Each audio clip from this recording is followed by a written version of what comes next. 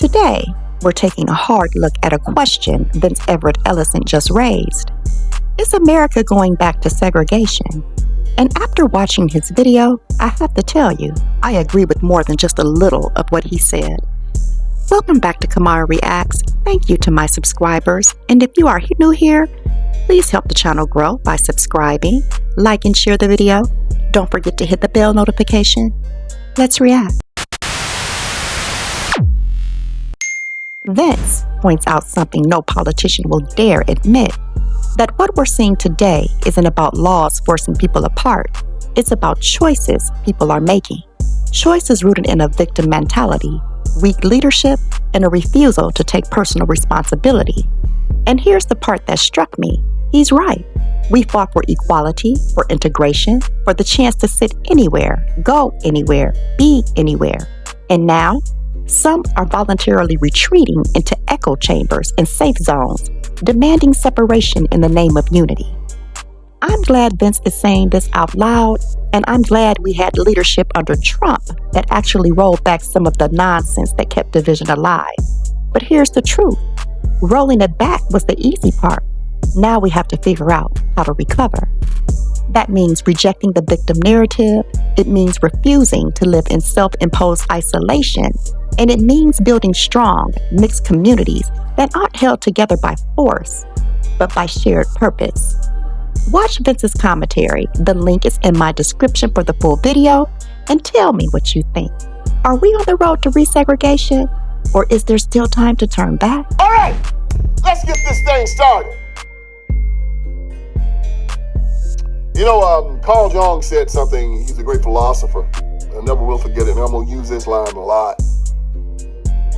He said, the chronic victim cannot be trusted. The chronic victim cannot be trusted. But that means you can't trust nobody in the Democratic Party because they're full of chronic victims. All the time. All the time. What somebody's done to them, what they can't do, what they've lost. All the time. The chronic victim. Because of that, we try to force something on America that I think if we just left it alone, it would have happened organically itself.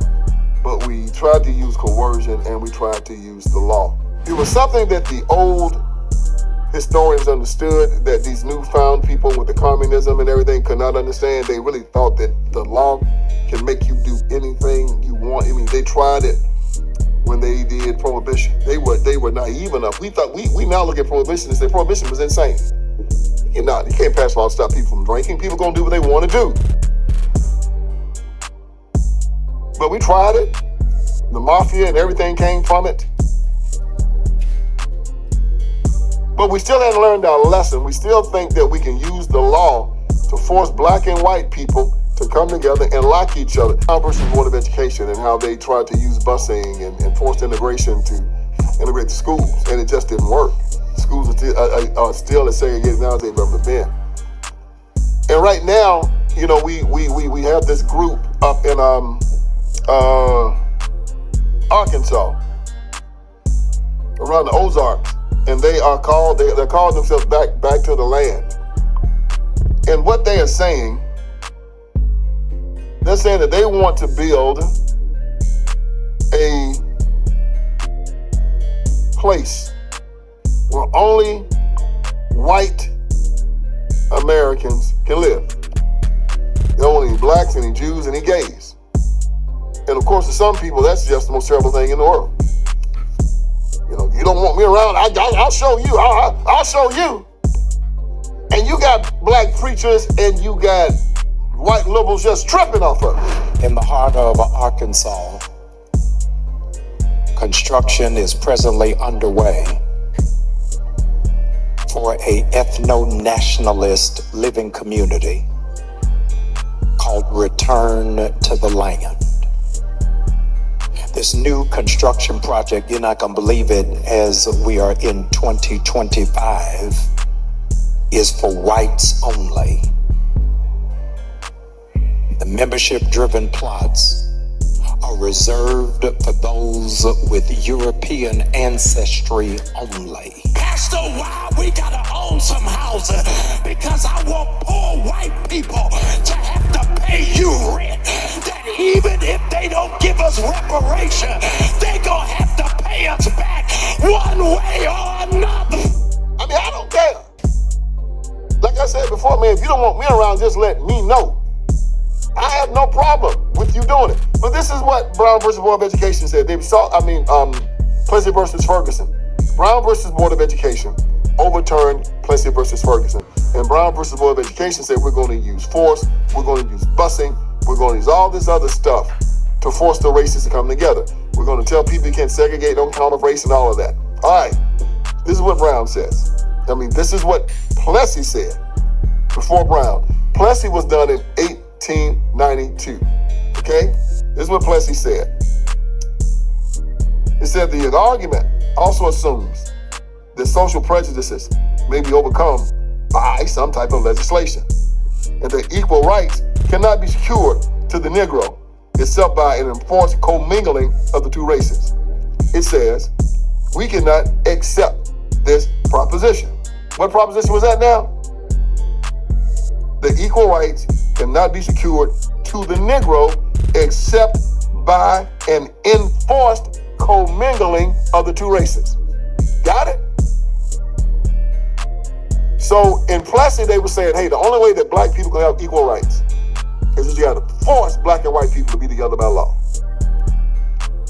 The Supreme Court justices in Plessy said, we cannot accept this proposition. Then it says this, if the two races are to meet on terms of social equality, it must be the result of a natural affinity, a mutual appreciation of each other's merits, and a voluntary consent of individuals. Well, listen at that.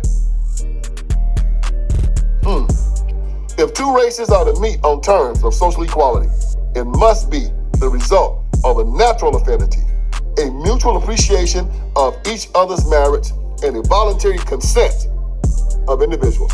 A voluntary consent of individuals. Not the law, a voluntary consent. They went on to say, legislation is powerless to abolish distinctions based upon physical differences, and the attempt to do so can only result in accentuating the difficulties of the present situation. And Plessy was supposed to be racist. Legislation is powerless to eradicate racial instincts.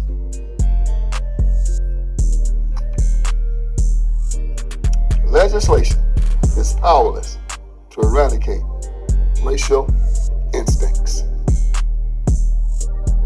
To abolish distinctions based upon physical differences, and the attempt to do so can only result in accentuating the difficulties of the present situation. If the civil and political rights of both races be equal, one cannot be inferior to the other. One cannot be inferior to the other, civilly or politically. If one race be inferior to the other socially, the Constitution of the United States cannot put them upon the same plane. That was Plessy versus Ferguson. Supreme Court decision that infamously said separate but equal.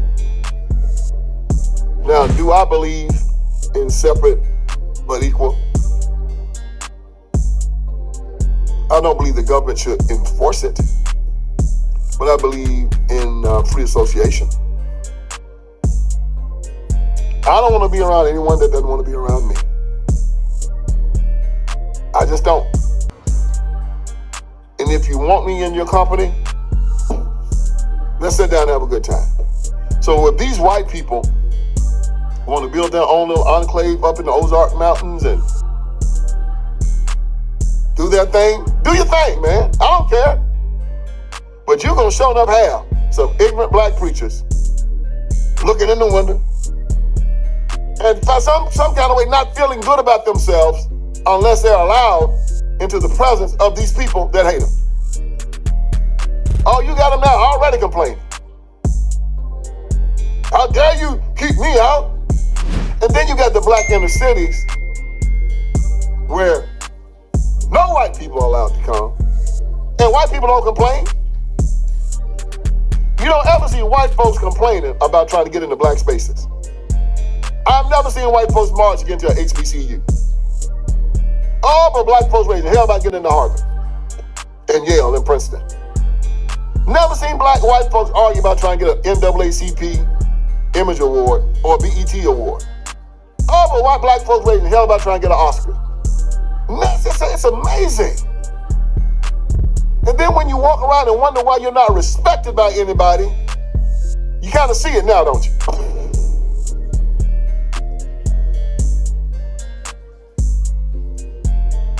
So now these white people have decided to build themselves a place where they won't be harassed by people that they don't like.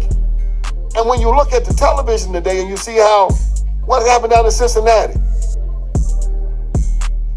where this white couple just got jumped on by a bunch of black folks, they just beat the hell out of them. They cold-cocked that lady and knocked her out, beat the man up, and people were just taking pictures of it. Nobody but one person called 911 with all that mess going on out there.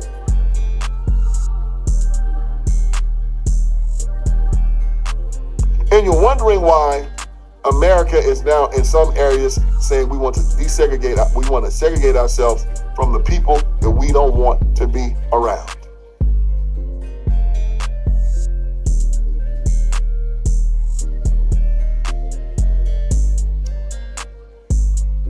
Y'all, this is a shame.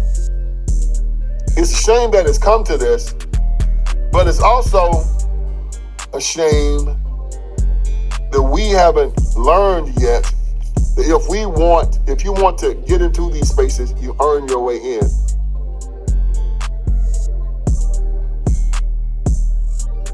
Manners maketh man.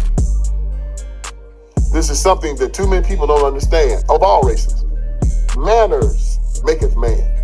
How you treat one another, how you act toward each other, how you look, how you sound, how you talk. And if you don't want to have the proper manner, if you don't want to be elegant, you're not going to be around elegant people. If you're not intelligent, you're not going to be around intelligent people. Nobody should want to be tolerated. I definitely don't.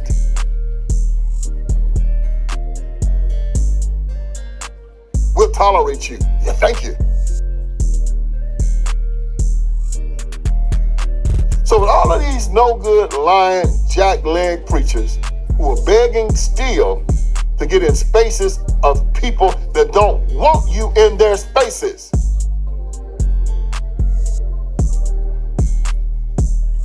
In 2025, you still feel inferior if some racist white person or some racist Asian person or some racist Jewish person don't want you in their presence. You want to go and get the government to go take a gun and put it to their heads and force this person to accept you in their presence, and then you walk around acting like you've done something. In our Bible, we're not supposed to be at all concerned about how we're viewed by man. We're supposed to be concerned about how we're viewed by God. God only. And as I've said to you before, the book of Corinthians talks about 11 people that will not enter into the kingdom of heaven, and number 11 is the extortioner. Who is the extortioner? The person that uses threats and coercion to get what they want. We started this stuff with the civil rights movement, with Martin Luther King Jr. and all of them, using threats and coercion. We want to use the power of government to force white people to allow us in their spaces. What did Carl Jung said? You cannot trust a person. He was a consummate victim. I remember hearing this story. You might have heard me say it about Martin Luther King Jr. Here comes Martin Luther King Jr. He walks in. Tells the clerk that he wants a room. The clerk probably makes about $1.50 an hour. tells Martin Luther King Jr., we don't serve Negroes here, well, I'm not going to give you a room. King said, I'm not going to leave unless I get a room. Clerk said, leave, or I'm going to call the police. Police. King said, call the cops, I ain't going nowhere. King waits for the police. Police comes in. They see the cameras. They see everything going on. They ask King to leave. King says, no, I'm not leaving unless I get a room. And they ask King, come on, son, what do you want? King didn't say anything. He asked King again, said, what do you want? King didn't say anything. And he said, what do you want, boy? King said, I want my dignity. I hate that story. Now, Larry King and Frank Luntz thought that was, oh man, that is so cool. Oh man, all he wanted was his dignity. They thought that was cool.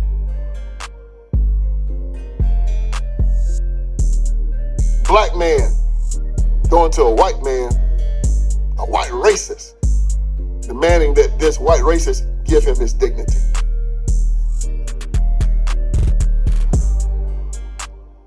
Just one problem with that, y'all. Man can't give you your dignity. You were born with it. It's a gift from God. It's something that you exercise. If you wait for another human being to give you your dignity, he will always, always make you his slave because you will crave his acceptance.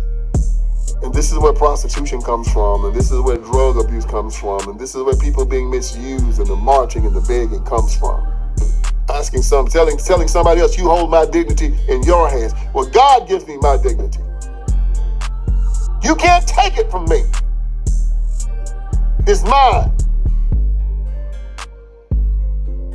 And this is where we still are today, 2025, still walking around begging white Americans who dislike us for our dignity. Now, there are white people out there, good Christian white folks who love us to death. We don't care about them. No, we want to go up to the Klan member, the Nazi, the Aryan Nation guy. We want him to like us instead of us telling him, I love you, racist. I don't care if you like me. But if you put your hands on me, I'm going to deal with you. If you take nothing else from this podcast, you take this. People are not oppressed and they're not victimized because of the color of their skin. They're oppressed and they're victimized because they're weak. And what we must do, and all people must do, is show strength and show power. That's the way to freedom. Do you think people don't mess with the United States of America because they just don't want to? They don't bother this nation because we spend more money on our military than all other nations combined.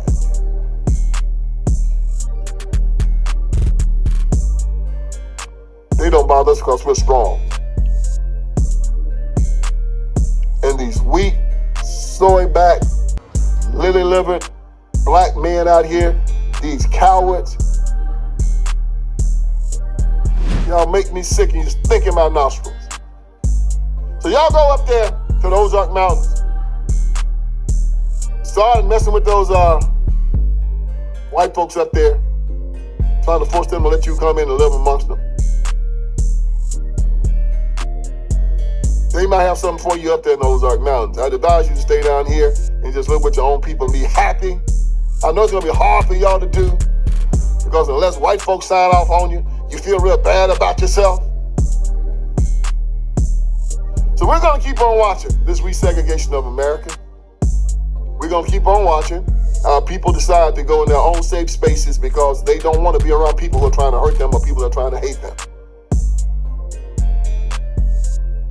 We're going to talk about how it is nothing wrong with being around people that you love, people that you care about, and people that you trust. Instead of being around a bunch of hyenas that are trying to destroy and rob you and kill you and take things from you. And we're going to talk about how America and our Constitution warrants you those decisions. So whether these people are racist or not, don't know, don't care. Whether these people like me or not, don't know, don't care. They don't want me there, so I'm not going there. I'm happy where I am, thank you very much. And for all you sniveling, coward, cognitive dissonance, inferior-minded, victim-minded people, like Carl Jung said, I don't trust you.